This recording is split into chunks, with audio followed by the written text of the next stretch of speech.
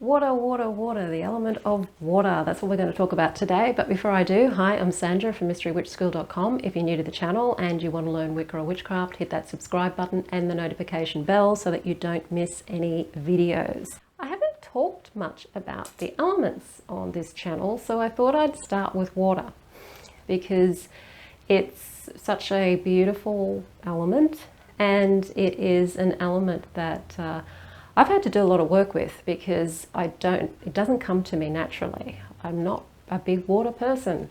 As much as I love sitting and watching water, I'm not a big fan of necessarily going and swimming in cold water or anything like that. Water is traditionally associated with the West in Western magical tradition anyway. It's associated with the energies around the emotional realm, and the reason why is because the emotions are much like water. They ebb and they flow. They can be really, really rough, and they can be really, really smooth.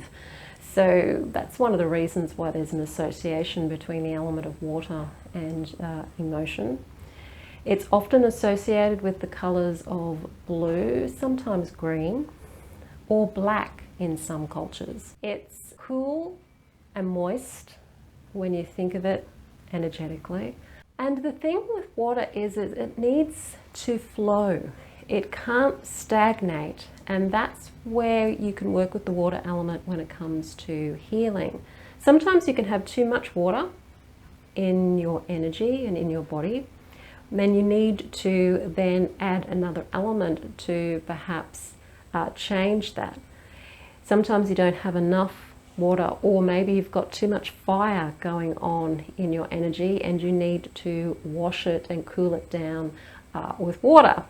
So there's different ways that you can use the elements when it comes to working with them. Mostly Wiccans work with the elements when we construct a Wiccan circle, so we'll call in the element of water from the West. Some Wiccans who work more locally rather than with the movement of the sun or with tradition will locate the direction of their biggest water source. So they may live near a river or the ocean, and the element of water they will designate to that direction. So depending on where they live, the element of water could be coming in from the east, it could be coming in from the south or the north or the west. So there's a lot of variation with using the element of water when it comes to constructing a circle.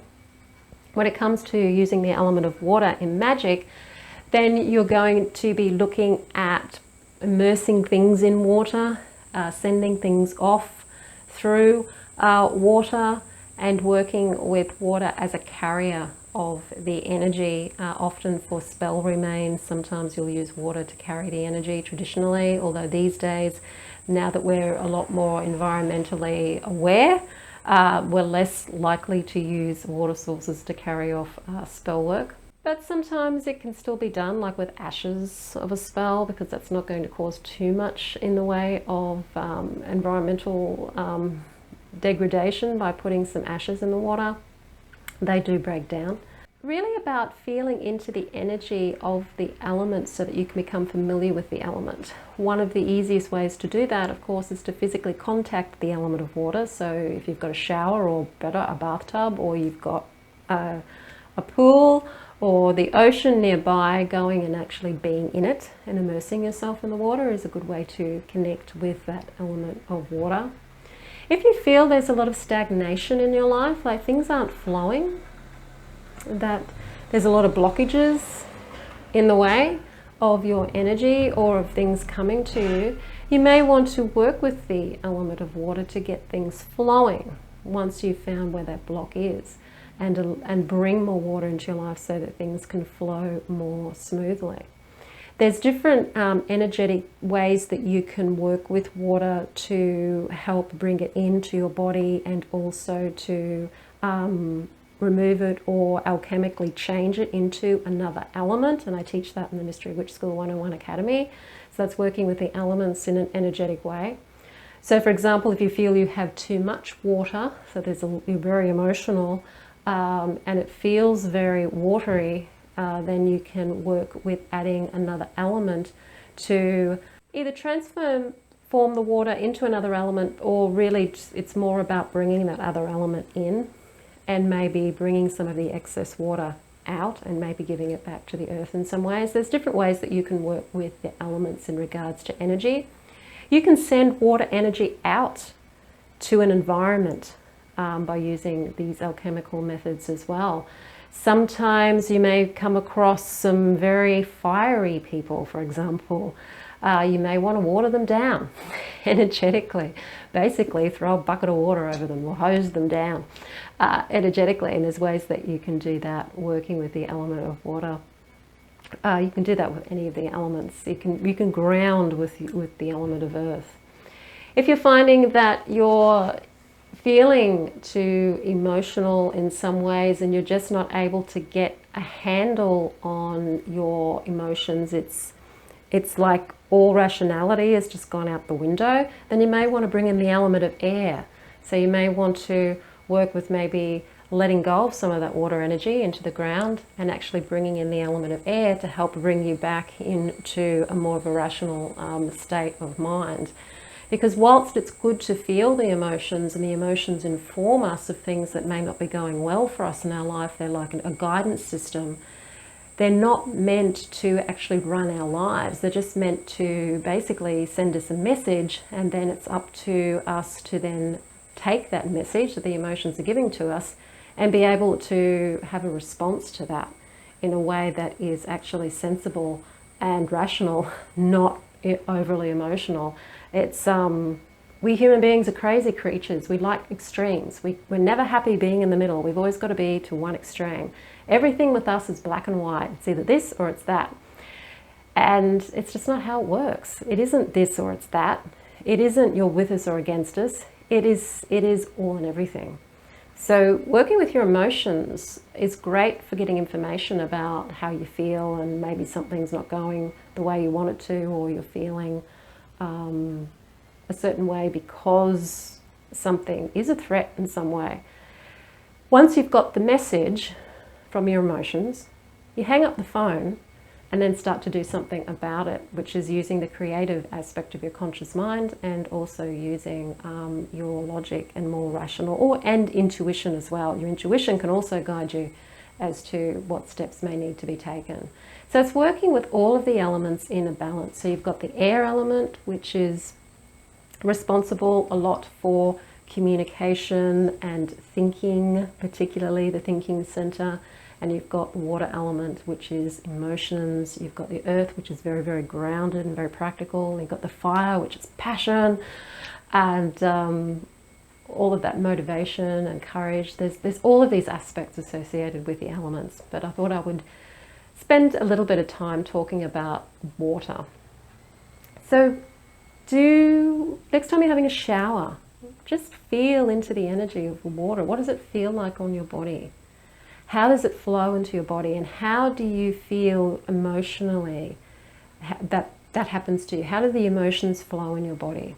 How does your intuition flow and express itself through your body? Where do you feel your intuition? Because intuition is also associated with the element of water as well.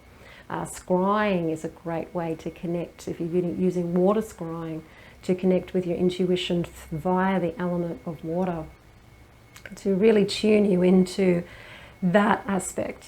Water is associated with the feminine, again, because you've got the flow, and it's very much associated with the blood and the flow of fluids through the body as well. So if you're thinking about your body in relation to the elements, water is like basically the fluids, which 70% of the body is made up of water.